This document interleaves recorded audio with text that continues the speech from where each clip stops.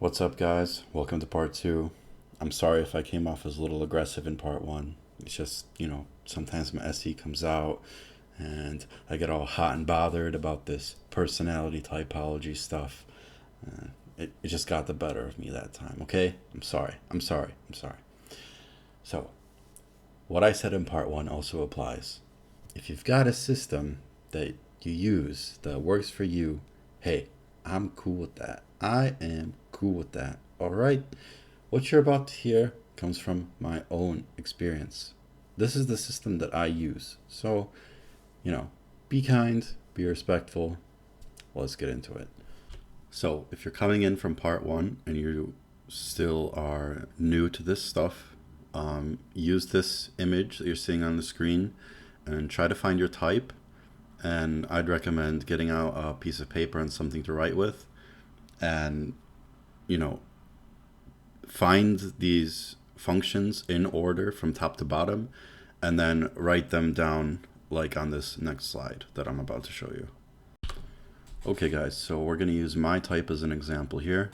And what you want to do is on a piece of paper, first put the numbers like 1, 2, 3, 4, and then to the right 5, 6, 7, 8. And you want it side by side, okay? It is important. And then you want to take the functions from top to bottom and do it just like I did. So we have NI here, FE here, TI here, SE here. And the reason why this works is because the functions, like I said in my first video, operate on an axis, okay?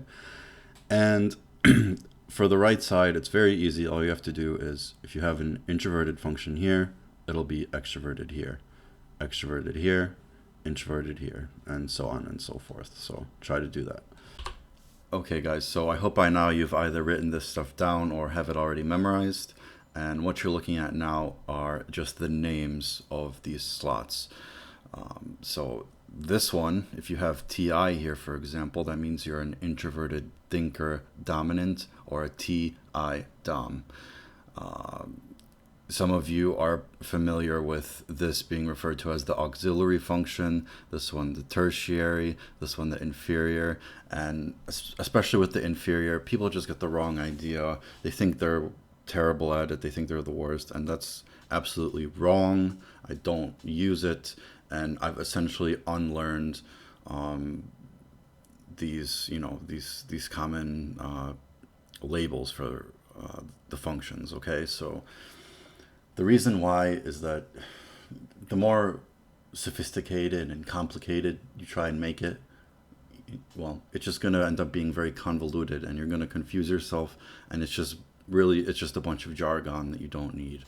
It's so much easier to just call this the second slot, the third slot, the fourth slot, etc. Now, as to why I kept in the first and the seventh, it's because they are extremely, extremely important and they should have their own names. So this is what I use. If you have names for all of these slots, that's totally cool. I personally don't use them, so I just want to share with you, what I use and what I say in my videos when I say like TI dom, TE polar, stuff like this, okay? All right. Guys, one last time, just so we're clear, this comes from my own life, my own experience, my own research, and I'm putting this out there willingly and openly for, to share. I want to share this knowledge with others. If you have another system that works for you, please use it, but don't compare and contrast, okay? We're all on the same page here. Just please be kind and respectful for what I have to say. Okay, so in the first slot, or the dominant slot, we have the keyword ego. Now, don't think of it as like the psychological concept of the ego, but like the general everyday saying of like that guy's ego. If you've ever gotten into an argument with someone and they try and defend themselves by saying, well, that's just the way I am. Usually that's just the first function talking. It's going to be something like you're going to resonate with it so deeply. It's going to be a part of you. It's going to be your default go-to mode. And the way that you know what your first function is you go back to when you were a kid. that is how you learned what the world is. That is something that you'll keep with you for the rest of your life. Like, this function is so strong that most people will just be blind to it. I know it sounds paradoxical, but it's true. I mean, it it goes that deep, and it's something that you're constantly developing. It's something that you're going to be very good at. Um, and if you want to think in terms of frequencies, as the functions as frequencies, then this is the function that, like, when you wake up and get out of bed, this is usually the frequency that you go into first. Okay, it's going to be with you throughout most of the day. It's a part of you. It's like your general personality just by itself. And if you want to think of your mind or these 8 slots as a kingdom, the function that is in the first slot is the king. And what the king wants, the king gets. It has say over any other function. And, this is why it's so important. This is why it's called the dominant function. So in the second slot, we have partner or spouse. So think of like a symbiotic relationship between the first and the second. It's going to be very, very strong. One will be ways of perceiving information, and then that information will go down, and the second will judge it, and they'll work together. Now, the first one can also judge and then perceive. It doesn't matter. What matters is that the relationship is very good. In children, this is how they usually grow up and experience the world, that they come to their understanding of who they are and what the world is. And whatever's here, you're obviously going to be very good at it because, you've spent your childhood developing this. So whenever you are in a situation where this function needs to be used, you'll be very comfortable because it'll come naturally to you. Okay? So the first and the second, very strong, very much a part of who you are as a person. In the third slot, you have the hobby. So just like a person would be interested in investing time and effort into learning a new hobby, this is the attitude that you'll have towards this function. You'll be interested in how people with this function as their dominant use it, and you'll use it when you need to, but you'll use the first and the second more frequently. And again, the more time and effort that you put into this function, the better, the stronger it gets. And what you'll notice is that it really starts to kick in after you reach adulthood. So like between the ages of 18 and 30, you'll usually get a solid understanding. You'll trust this function more, and you'll be able to keep up with people who have it as their dominant, but it'll wear you out. Okay, that's the sort of attitude that'll be with the third. So the fourth, baby. This one's kind of a weird one, but again, you can use whatever keyword you want. So the nature of this function, it's kind of like if you're sitting in a room and there's a baby that's also like a kind of a part of you in some weird universe, but this baby starts crying out to you and it wants attention and nurturing. And you basically have 2 choices. Either you go to it and attend to what this function represents, so it gives you peace and quiet, or you can just walk away and completely ignore it. And what happens is that one day that baby's going to grow up into a kid, and this function, it's like if you remember the show Kids Say the Darnest Things, that kind of represents the axis of the first and the fourth, right? The first is going to be the parents, the fourth is going to be the kid. And see, kids are smart. Most people ignore them, but they'll catch on to patterns and stuff that the parents are doing. And sometimes it'll say something that's so like painfully honest and truthful that the parents start panicking and don't know what to do. So that's the kind of relationship that you'll have between your first function and the fourth function. So the more you take care of it and nurture it, the more peace and quiet it'll give you. But if you completely neglect it, then it's going to give you problems. And you're not going to be naturally comfortable using it or going into what that function represents. But, the more time and effort, the more understanding of this function that you have, the better it'll be. And I'm telling you, sometimes this function, it just tells you things that, like, listen to me, I'm here too, don't ignore me, I need attention. And like sometimes it'll just do some things that, like a kid, that makes the parents panic by saying something that's so painfully obvious, that the parents start panicking. Fifth slot: silent, quiet, unused, ignored. I honestly don't know how so many people get this one wrong. This function, whatever is here, it's kind of like that piece of clothing you have in your wardrobe that you never wear. And it's not that you don't like it or anything, it's just that you'd rather wear the stuff that you're comfortable with, that you look good in. But as far as the attitude you'll have, I mean, that's pretty much it for yourself, how you use it. Now, don't get me wrong. You'll find this, people with this as their dominant function, you'll be interested in them. Like, think mirror types. Like, ENTJs will like talking to INTPs. ISTPs will like talking to ESTJs. INFJs to ENFPs, so on and so forth.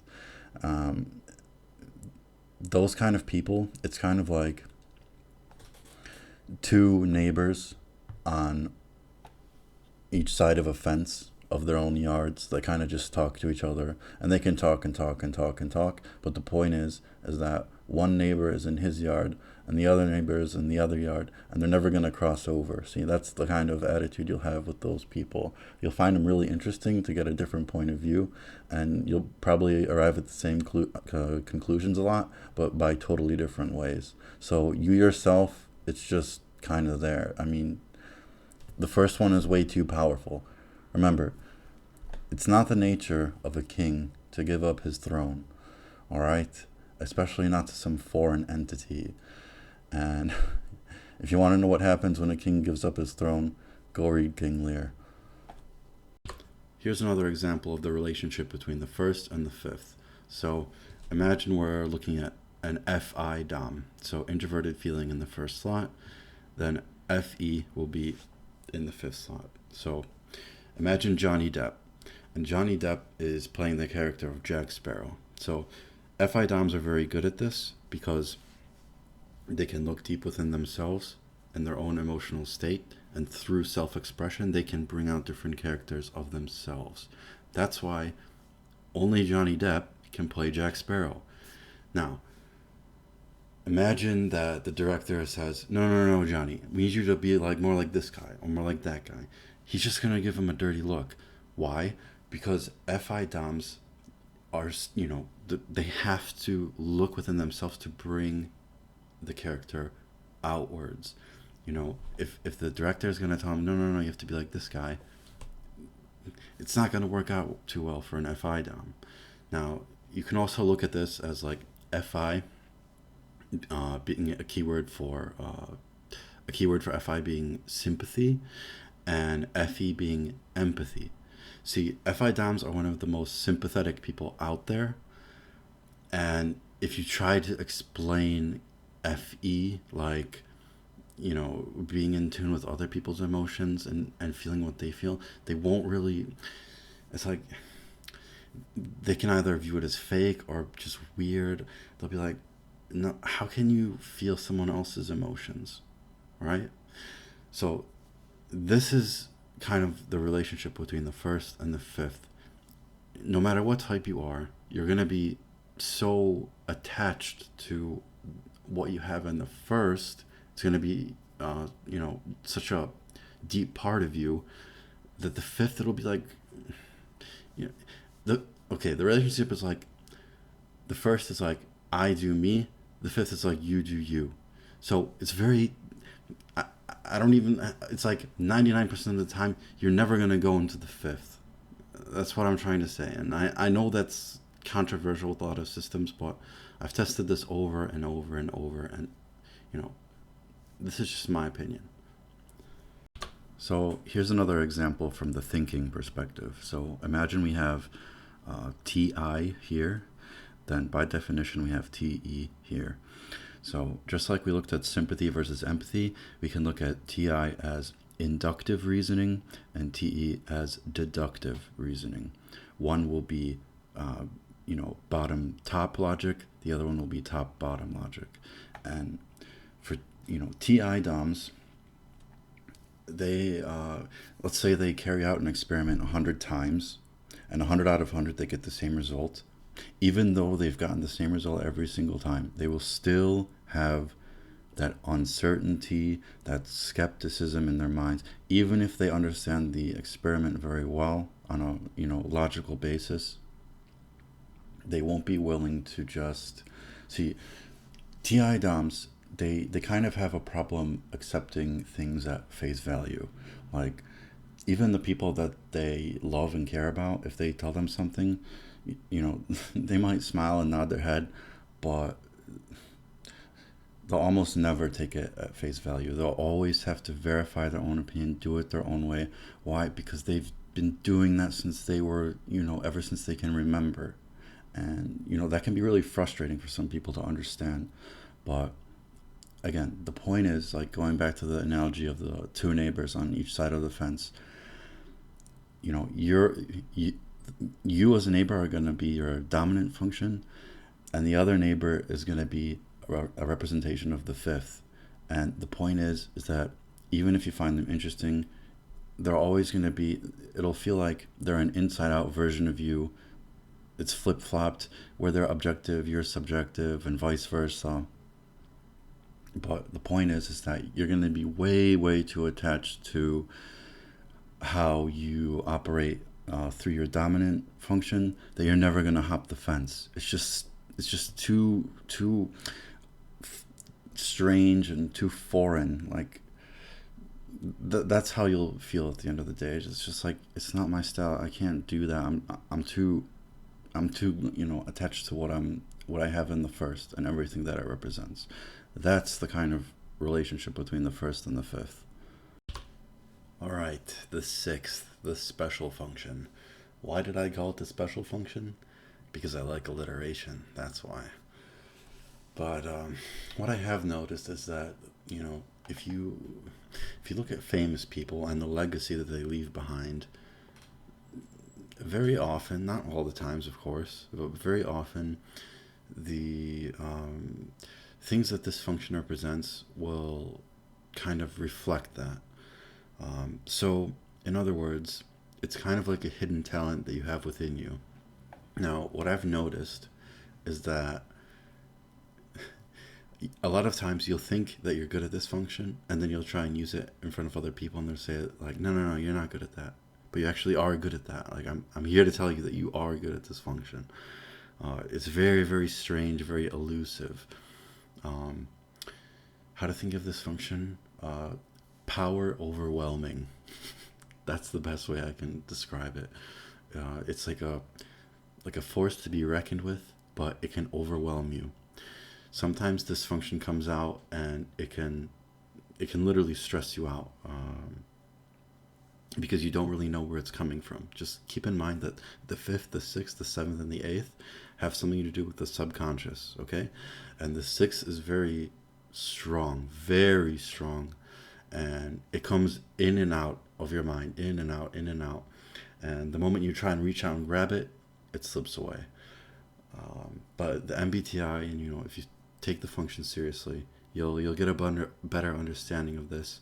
And even people who don't know anything about the functions, whatever's in the sixth, it will get stronger and stronger as you get older. Another way to think about this function is like a loose cannon. All right, it's powerful. Sometimes you willingly fire it, but you never know where. It's unreliable. You can't trust it. And sometimes it just shoots by itself. What else I've noticed is that if you are trying to solve a problem through your first and your second, and they're working together, but they can't solve it, the sixth will come in there and offer a solution, and it'll just come out of nowhere. But very, very often, it'll be right. So, in a sense, it's kind of like the Joker. Like, Sometimes it's the best card, sometimes it's the worst card. It depends on the game that you play. Um, you can even take this as far as like the first and the second, like being Batman, and the sixth being the Joker. They all need each other in some weird way. Like this function is very, very strange, very foreign, but like you have the potential of what this function represents um, to use it. So the seventh, the polar function, the one that nobody likes. Um, you'll often see it abbreviated as a POLR, which stands for path of least resistance or point of least resistance. But the word polar works just as well because that's the attitude you're gonna kind of have. Like you're gonna want to be on the polar opposite of what this function represents. You'll still use it, but very weakly. Like you'd much rather have someone else do this function or what this function represents for you. I don't want to say you'll hate it, but there are people that hate what this function represents. But you have to understand that each function in each slot, it's not good or bad, and you shouldn't really view it that way. I mean, even the first one has some bad aspects to it. Um, but this attitude, it's kind of like, I really don't like this function. Why would anyone ever want to use this function? Whenever I'm in situations where this function is used, I feel very uncomfortable. In other words, you're going to have an aversion to this function and the things that it represents. Okay, and finally, the eighth slot, or the private function. So, what I can say about this function, the key word here is unconventional. Unconventional. You will have your own understanding of this function. You won't really like how other people use it. You'll just keep it to yourself. You'll have your own way of doing it, and you don't like expressing it. In situations where you need it, you'll use it, but you won't like talking about it. When other people use this function on you, it's kind of like you won't really like it. It can aggravate you, um, but at the same time, you can have a good understanding of it. It's actually not that bad. A lot of people think that it's bad because it's in the last slot. No, not at all. Um, and yeah, I mean, the keyword here is unconventional. Okay, you're gonna have your own understanding of whatever is here. You'll use it when you need to in an unconventional way, in your own way. You like keeping it to yourself, and you won't really like using it in public. Okay, so that's the general attitude of the eighth. Okay, guys, thanks for bearing through this. I know it was a bit of a long video. Um, it's not exactly easy for me to describe all the attitudes and behaviors of the slots while trying to juggle the functions and types in my mind, but I tried my best. If it works, awesome. You know, I'm happy to share this information freely and willingly with you. If it doesn't work for you, be respectful. There's plenty of other systems out there, and do what works for you. We're all in the same boat here, and I'm trying my best here. Just keep in mind, I do all this stuff solo by myself, and if you found it helpful, you can like and subscribe, help me out. um, and yeah, guys, this is just the tip of the iceberg, but take care for now. Good luck.